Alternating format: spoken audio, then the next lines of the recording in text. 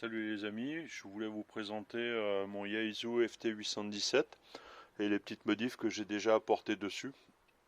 Alors dans un premier temps, je vais monter un petit connecteur parce que tous mes TX ont ce style de connecteur. Voilà, là en l'occurrence pour le brancher directement sur une batterie.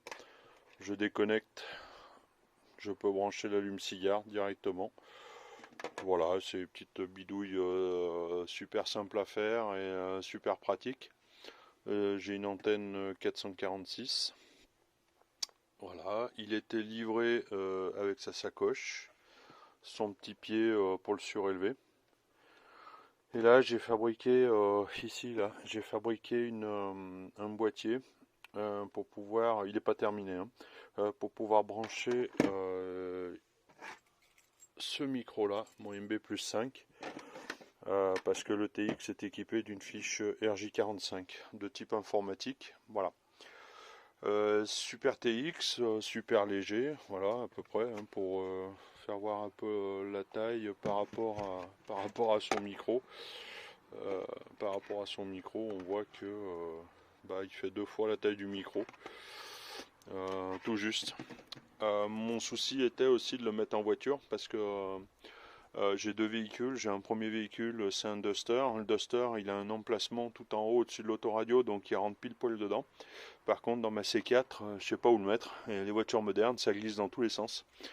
Comme j'ai une caméra GoPro, j'avais acheté à l'époque sur le site la ventouse GoPro qui était certifiée 200 km/h.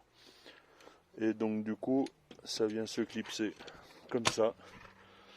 Et je peux pendre le TX sur le pare-brise. Bon, je vais le mettre en situation et je reviens vers vous. A tout de suite.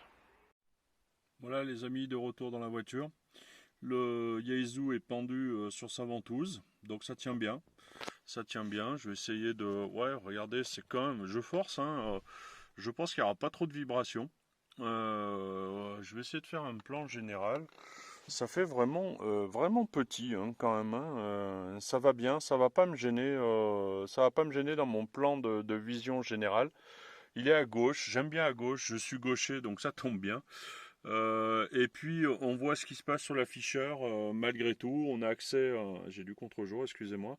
On a accès aux touches, on a accès juste en tendant le bras sans se contorsionner dans la voiture. Je l'avais mis entre le siège et la console ce matin et je trouvais que c'était pas top top, hein. C'était pas top top parce qu'il faut quitter les yeux de la route pour vérifier la fréquence ou suivre un QSO, même si c'est quelques canons en dessus ou en dessous, il faut lâcher les yeux et là il est tout petit. Donc là cette version là dans ce mode là j'ai agrandi l'affichage. Regardez sinon à quoi ça ressemble.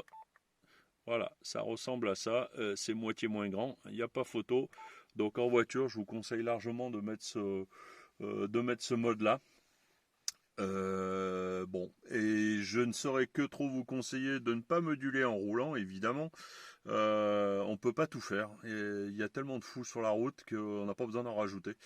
Donc je vous conseille largement de vous garer sur le bas-côté, d'aller vous trouver un petit coin tranquille dans la nature pour moduler. Vous verrez, c'est vachement plus sympa que de moduler en voiture, surtout en BLU où il faut clarifier un petit peu certains contacts parce que ils sont légèrement décalés, donc on peut pas tout faire au volant. Donc largement très déconseillé. Voilà les amis, c'était ce que je pouvais vous dire sur ma petite bidouille, pardon, ventouse et 73. À plus, au revoir.